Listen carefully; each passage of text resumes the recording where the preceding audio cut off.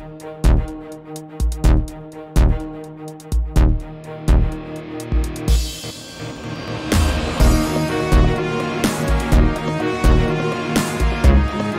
is July 24th, Wednesday, 2024 at Protestia Studios. This is your intelligence briefing coming to you from Protestia.com, where, as usual, you can go to find all of the latest in Christian polemics and discernment news. Thank you for tuning in. Support us on Patreon over at patreon.com/Protestia. Let's get into the headlines. First headline at Protestia.com.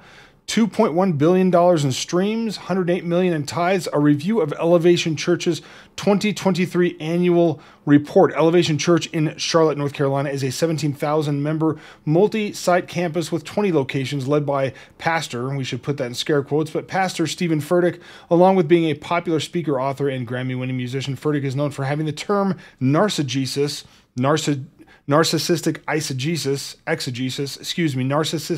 exegesis named after him, wearing expensive luxury clothing and having a generally poor grasp of theology. We have those notes at the end of this article over at Protestia.com. We recently wrote about him after he was accused of using geofencing technology to intentionally target smaller churches with location-based advertising. This ensured that as soon as congregants set foot on their own church property, they were pushed advertisements intended to draw them away. Elevation recently released its 2023 annual report, and some of the numbers are telling, reflecting an incongruity and unique challenges about the nature of mega churches. While numbers vary online as to how many people attend Elevation Church, they themselves monitor attendance very carefully, reportedly using the same technology that big box office stores use. The average weekly in-person attendance across their campuses is 17,061 people, up 21% from last year, which saw an in-person attendance of around 14,100. COVID was still somewhat impacting attendance early on in 2022, which explains the large jump. However, these numbers have been largely static or shrinking, with Elevation reporting a weekly attendance of 22,000 people, 22,036 people in 2016. This matters for the next category, which is streams and tithes, it looks like. Despite having a weekly attendance of 17,000 and change, Elevation claims an outsized number of, quote, decisions for Jesus, claiming 65,000 decisions for Jesus, quote unquote, over the last 3 years. Yet almost none of these people have made Elevation Church a permanent home, even if some of these, quote, decisions for Jesus came during online events and are not able to be plugged into their local Elevation Church. Where did the rest of them go? Here are the numbers. Their numbers of new converts over the last 3 years. You can see to the screen here, 2021 claiming 22,363, about the same amount in 2022. No, I guess about 1,000 more in 2022, and then dropping back down in 2023. In the same vein, Elevation Church baptized 4,000 people in 2023, which is a record. In 2022, they baptized a little over 3,000, and 1,752 in 2021. They keep a running count of all the people they baptized over the years, and so far, they've dunked 30,000 under the water. Speaking of baptisms, in 2014, they came under fire when a document titled Spontaneous Baptisms, a how-to guide, was discovered on Stephen Furtick's book's website, which detailed the ins and outs of the big day. To build a sense of urgency and momentum, staffers were involved in inducing and manipulating people to want to get up and join the baptismal line, with the guide instructing, quote, 15 people will sit in the worship service and be the first ones to move when pastor gives the call. Move intentionally through the highest visibility areas and the longest walk. The idea is that it will cause others who never planned on getting baptized that day to join them. We wonder if these sorts of sketchy tactics are still being practiced. Yes, we do. But to the point, they've baptized more than 7,200 people in the last 2 years, but where did they all go? You can read more about this over at Protestia.com, but safe to say a lot of them, I guess, are going online, we have to say. So the article says that 2,125 online leaders and facilitators are at Elevation. These groups, these are e-groups as they call them. These groups range from singles, high school boys, senior citizens, young and married, etc., and as a subset in which churches frequently make children and youth a big focus to rope in the parents. There are 3,604 teenagers in these groups and 375 youth leaders, where they recorded 564 salvations. But moving down, this is the supposed, and you can see it on the screen here, the supposed social media reach over at Elevation. And this is, I mean, this is true. You can go verify this on Instagram, Facebook, YouTube, so on and so forth.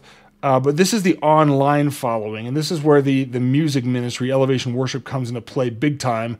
Apart from Furtick being the visible face of Elevation Church, they're perhaps best known for their music, where songs they wrote dominate the charts and have become a mainstay in most churches. Here is the Elevation Worship stats.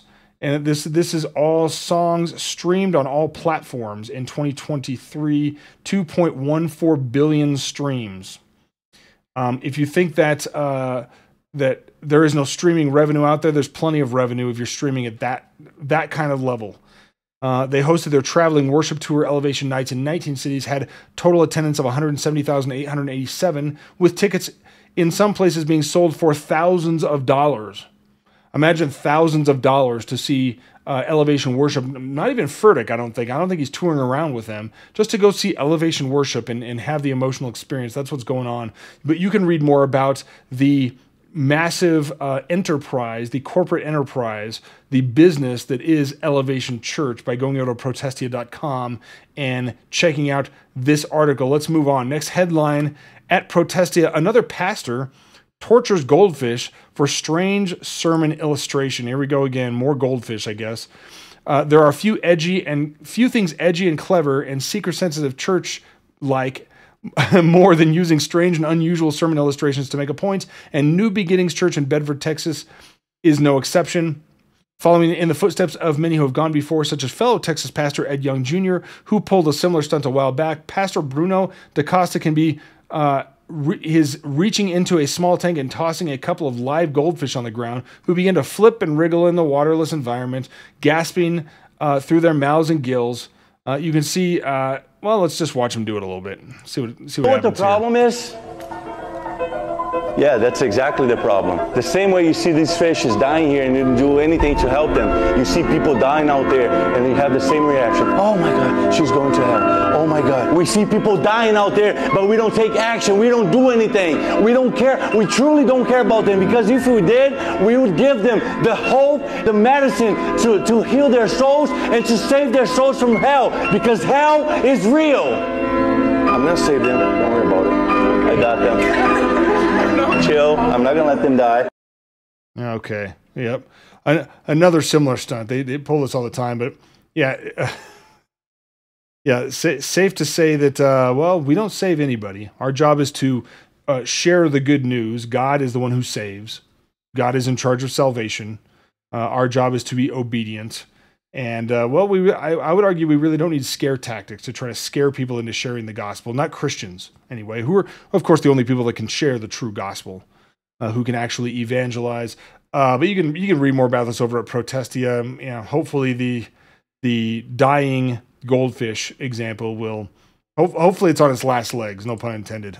Next headline at Protestia, breaking Brent Leatherwood, and it's not breaking anymore because this happened early this morning. Brent Leatherwood back at ERLC helm after Russell Moore reportedly gets secular media to throw a fit, exerts pressure to reinstate. This actually happened yesterday early in the morning.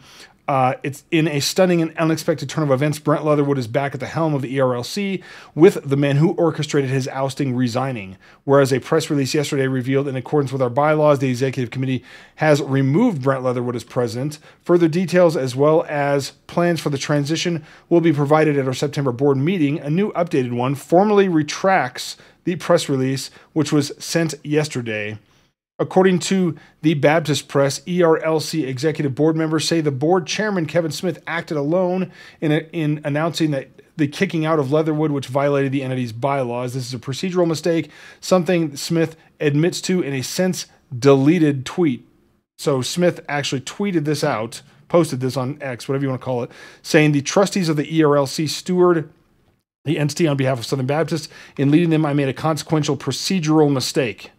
So what was this procedural mistake? I talked about this yesterday on Protestia Tonight, but the procedural mistake was just announcing that Brent Leatherwood was being fired before the official vote was actually taken, which gave Leatherwood supporters, including former ERLC President Russell Moore, other other progressives and liberals the time to pressure the trustees on the executive committee of the ERLC to change their minds. And likely, we don't have the smoking gun on this yet, but likely told Kevin Smith, look, we'll take care of you if you will take the fall on this one. Resign your position. We'll make sure that you end up with a cushy position somewhere down the road, but you got to take the hit on this so we can keep Brent in the position as ERLC president. It should be telling, of course, that Brent Leatherwood has to know half the convention, if not more, wants no part of his presidency, his leadership at the ERLC, and yet he continues to go like we're all in support. Most Southern Baptist churches, if a pastor got less than 3/4 of the church to support his position as pastor, and I've heard some resigning after not getting 90%, over 90% support, they would resign. And yet Brent Leatherwood has to know half of us don't want him, at least half, probably more, don't want him in that position. We don't support the kinds of things that the ERLC says as Southern Baptist church members, as messengers to the convention when we go, as giving churches in the convention. We are staunchly opposed to what the ERLC promotes on pretty much everything. I mean, I can't imagine the kind of gall that it would take to say, I'm going to stay in a position where half the people that I'm supposed to be serving don't want any part of me being there. You can read more about this over at protestia.com or head over to Protestia to check out, and it's a couple stories later here, check out the Protestia Tonight podcast where I go into more detail. Let's move on. Next headline, United Methodist Church pastor cites Enneagram 8 and her astrological sign as to why she, quote, collects enemies.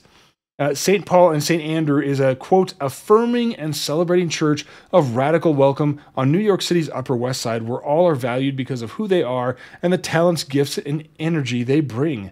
Led by Reverend Dr. Kay Carpum and Reverend Leah Matthews, they are a loud and proud UMC church, United Methodist Church, whose progressive values are, quote, reflected in our advocacy for LGBTQ plus inclusion, racial equality, and environmental stewardship. Yeah, sounds like just the things that God's Word is concerned about, wouldn't you say? We have a bunch of links for more United Methodist shenanigans on the article here. I'm going to spare you watching the video, but you can find it over here at Protestia's X account, or we have it embedded in the article. Speaking of things embedded in the article, next headline, yesterday we released a Protestia Tonight talking about what I called the ERLC Clown Show, which talked about the firing and unfiring of Brent Leatherwood of the ERLC, and in the PTVIP segment, the responsibility of Christians to vote. If you sign up with us on Patreon at any level, $5.95 a month or above, you'll get the full version of the flagship podcast, ad-free browsing on the website, and send us a message on Patreon after you subscribe, and we'll make sure that you get added to the 6-day-a-week insurgency email list if you so desire. I highly recommend it. Last headline at protestia.com, would the Supreme Court do it? Lawsuit from former Kentucky clerk Kim Davis seeks to reverse Obergefell and the marriage equality ruling. Earlier this year, former Kentucky clerk Kim Davis was ordered to pay $100,000 after losing a discrimination lawsuit to the two gay men whose marriage license she famously refused to sign in 2015. Davis was hit with a six-figure sum in September after a federal jury awarded David Emerald and David Moore $50,000 each. The two sued Davis after she famously refused to give them a marriage license nearly a decade ago, before the Supreme Court ruling on Obergefell versus Hodges and the wholehearted adoption of gay quote-unquote marriage became the bad law of the land. Now she's appealing the ruling and arguing that, like Roe v. Wade, Obergefell should be overturned. Liberty Counsel, who is representing her, explained in a press release, on Monday we filed our opening brief with the Federal Court of Appeals on behalf of Kim Davis. This case has the potential to overturn the Supreme Court's wrongly decided 2015 Obergefell marriage decision. We intend to take the case all the way to the U.S. Supreme Court. Well, we will argue that the wrongfully decided Obergefell case should be overturned. We pray for their success, of course, and wish them all the best. even if the Sixth Circuit doesn't hear the case, it may still wind up at the Supreme Court, while the highest court in the land declined Kim Davis's appeal in 2020. That was before the addition of Amy Coney Barrett to the ranks, and before they had, in theory, a conservative majority. Pro-LGBTQ activist news site Jezebel was aghast at the news, lamenting the possibility of the case doing some actual damage. You can read more about this over at protestia.com, where, of course, we have a link to... I think we wrote this article. Yeah, this was actually at Pulpit and Pen. At the time, the Kim Davis's refusal to sign this marriage certificate, quote unquote marriage certificate, garnered her no support from Russell Moore, who was the president of the ERLC, and his he was quick to chastise her for the decision not to sign a fake marriage certificate as a Christian. Appealing to her Christian faith, said, "I'm not signing this fake marriage certificate." And Russell Moore chastised her for that. He made it clear that she should resign from her position rather than continue to faithfully execute the requirements of her office. Thank you for tuning in to this episode of the Intelligence Briefing for the 24th of July, 2024. Stay tuned at protestia.com for all of your latest in Christian polemics and discernment news. We'll see you next time. As always, Semper Revermanda.